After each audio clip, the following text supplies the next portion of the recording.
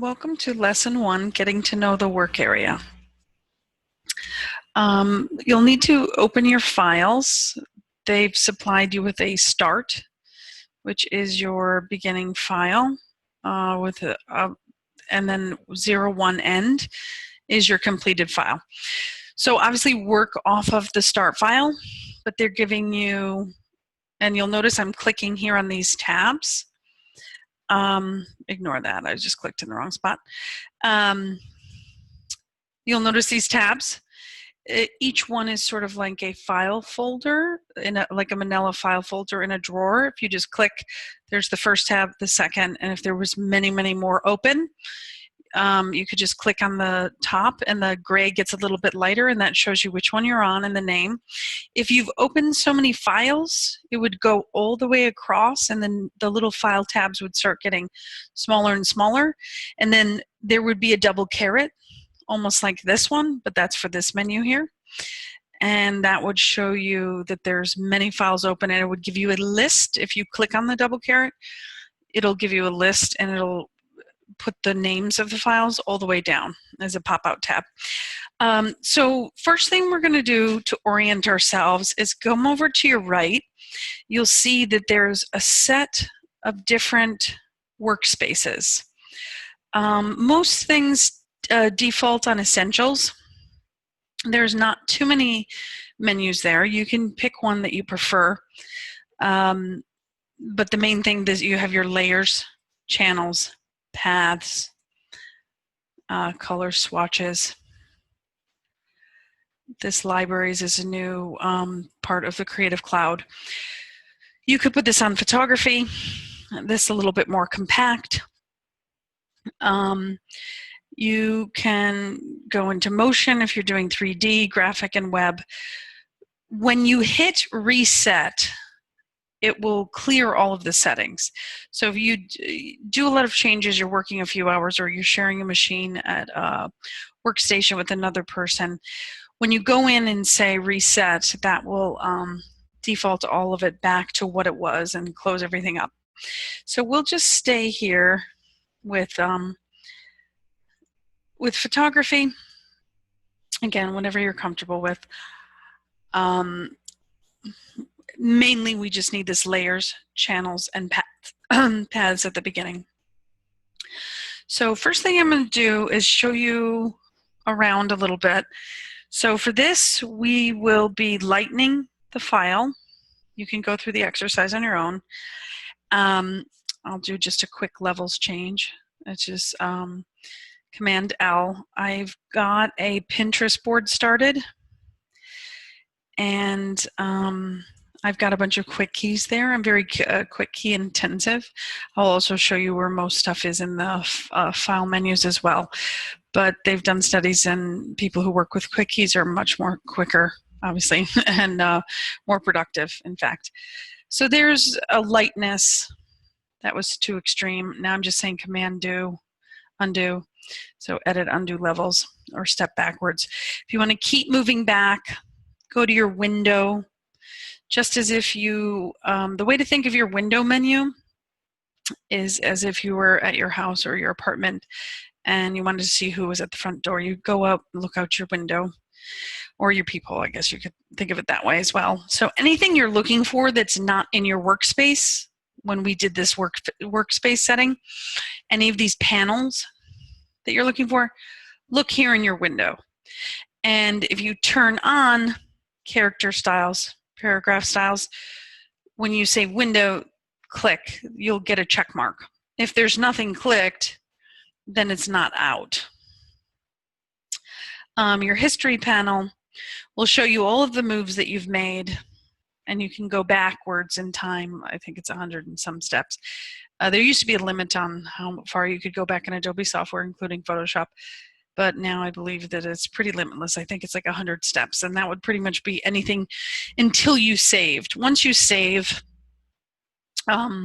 those steps, then you couldn't go back further than that.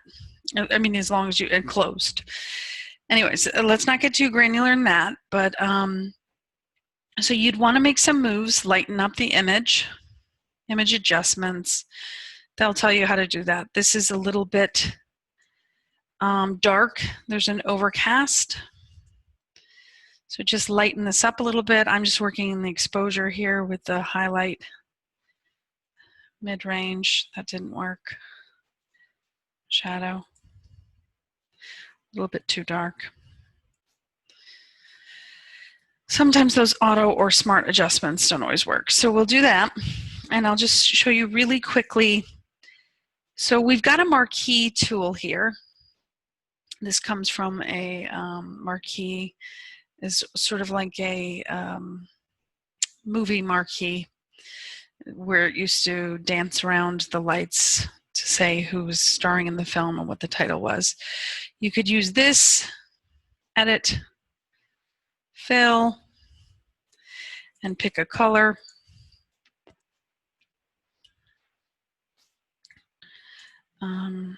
You could sample a color from the image. There we're going to take the polygonal lasso. That's in draw mode. I don't want that. Later.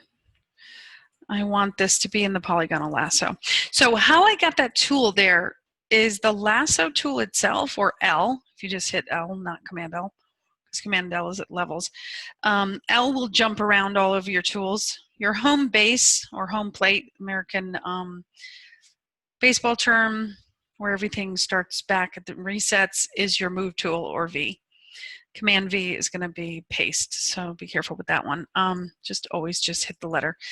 So I'm pushing down on the tool, and then out pops, whenever there's a caret, it's this little teeny tiny triangle. When you see a caret on the tool menu, when you see caret over here on the panels, carets always just mean there's more to choose from.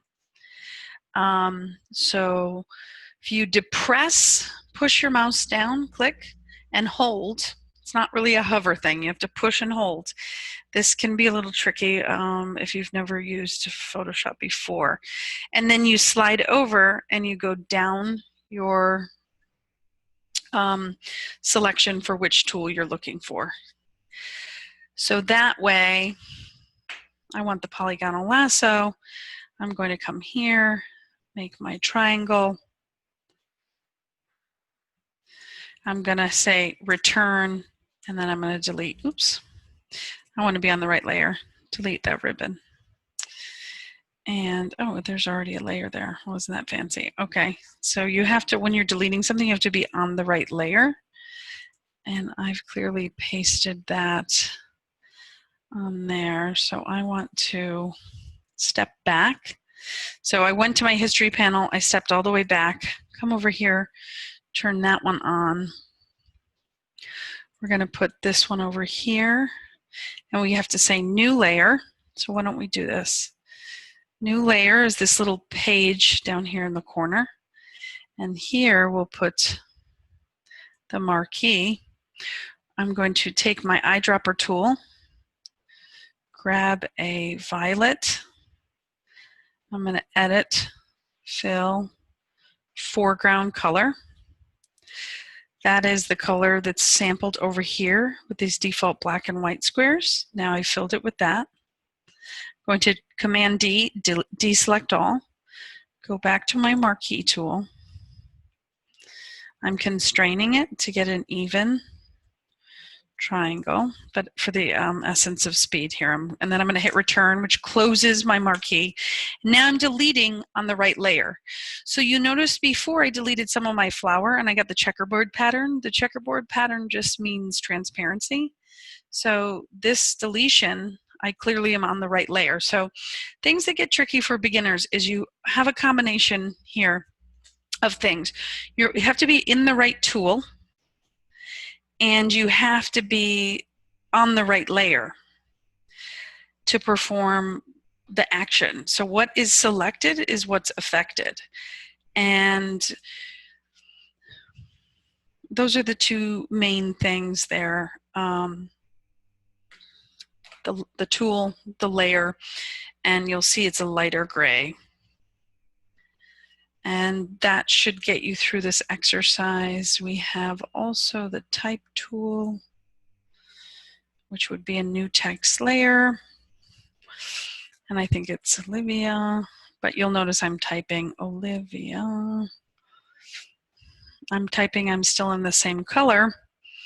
So I want to go back here and make this maybe the yellow to match the other.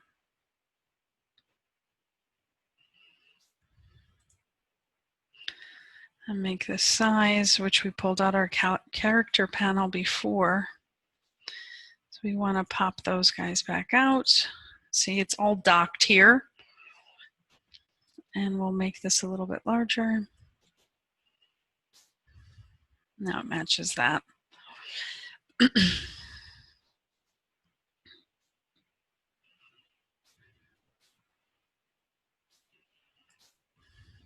There we are.